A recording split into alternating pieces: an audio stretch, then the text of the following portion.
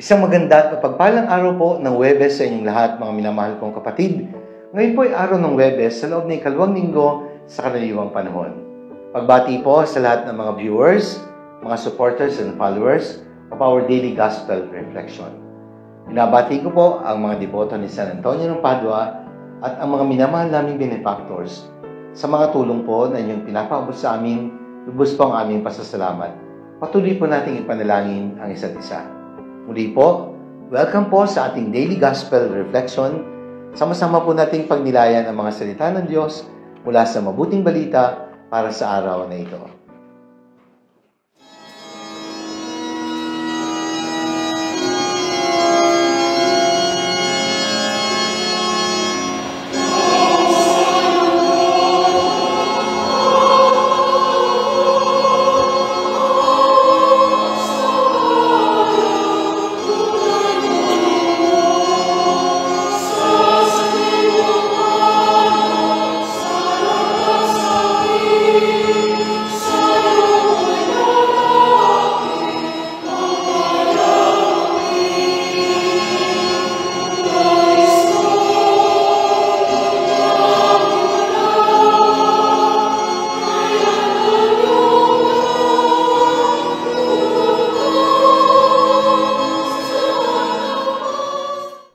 Mga kapatid, ngayon pong araw ng Huwebes sa loob ng ikalawang linggo sa karaniwang panahon, pagninilayan po natin ang mabuting balita ayon pa rin kay San Marcos.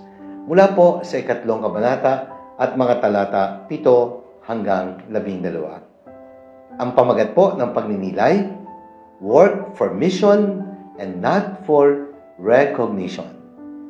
Mga kapatid, sa ating ebanghelyo, inilalarawan po ang isang araw na naman na punong-puno ng aksyon sa buhay ng ating Panginoong Hesus.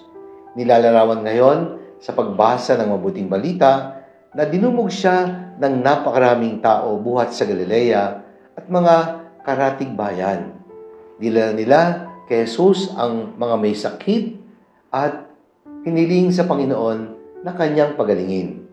Marami siyang pinagaling at halos lahat ng may karamdaman ay pinagkalooban ng biyaya na kagalingan ayon sa kanilang hinihiling. Sabi nga, mahipo man lamang ang laylay ng kanyang damit ay gumagaling.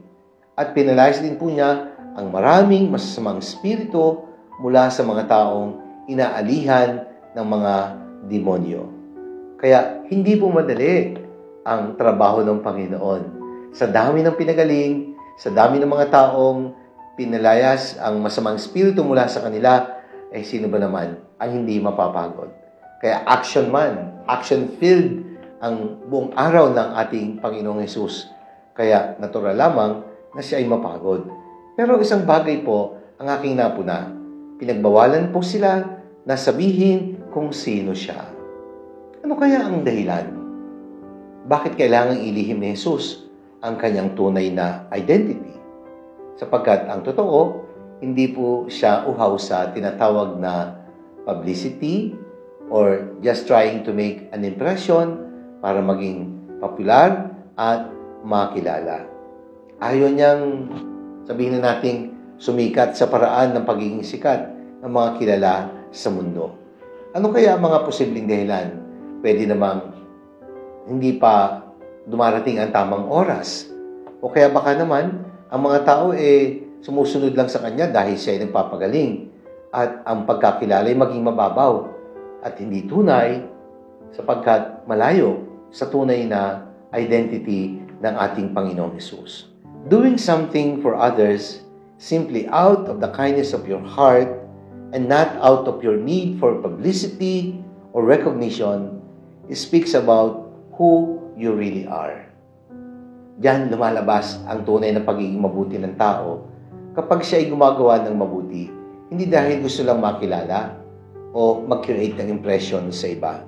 When you help others for no other reason except to show kindness without expecting anything in return, you give others a chance to shine, and that could mean a lot to them.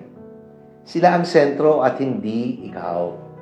Kaya kapag gagawa ka ng mabuti, huwag maghahanap ng papuri at parangal. Sapat lang tayo mapasalamatan sa pag ginagawa lang naman natin ang ating misyon. At bilang Kristiyano, dapat lang naman na tayo ay maging mabuti at magpakita ng kabutihan. Kaya mga minamahal kong kapatid, nais ko pong magbahagi ng ilang aral na naging bunga ng aking pagninilay at pagdarasal hinggil sa halimbawang pinakita ni Jesus sa ating Ebanghelyo. Sana po makatulong ito. Una, do good for God's greater glory. Sabi nga ng mga Jesuita, ad maiorem Dei gloriam, for the greater glory of God. Hindi tayo ang dapat na pararangalan, kundi ang Diyos dahil sa ating kabutihan. Gumawa ng mabuti, hindi para magpasikat o gumawa ng pangalan, kundi upang maparangalan ang Diyos. Whatever you do it for the glory of God. Sabi nga po ni San Mateo sa kanyang Ebanghelyo, chapter 5, verse 15, let your light shine before men, that they may see your good works and give glory to your Father in heaven. Ayan, magliwanag upang makita ng iba ang iyong kabutihan at nang sa gayon, sila ay makapagbigay ng parangal at papuri sa ating Amang nasa langit.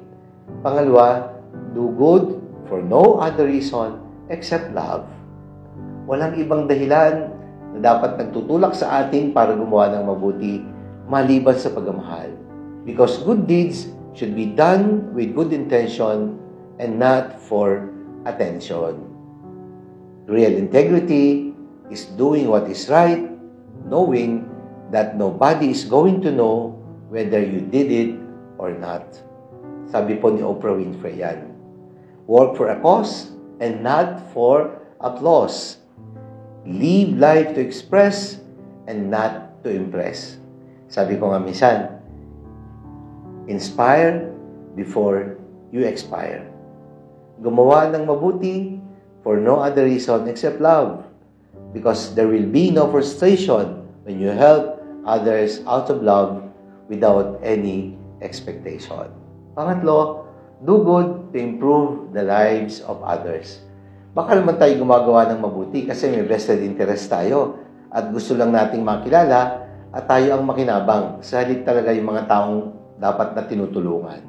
Whatever we have done for ourselves alone dies with us.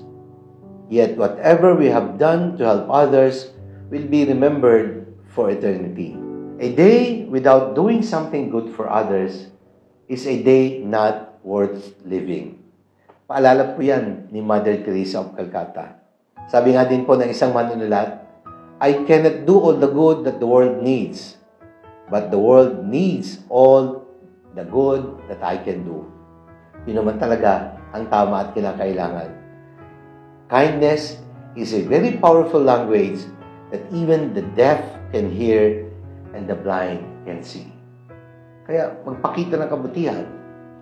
Pakita natin ating pagiging mga tunay na Kristiyano, work for a mission and not for recognition. Manalangin tayo.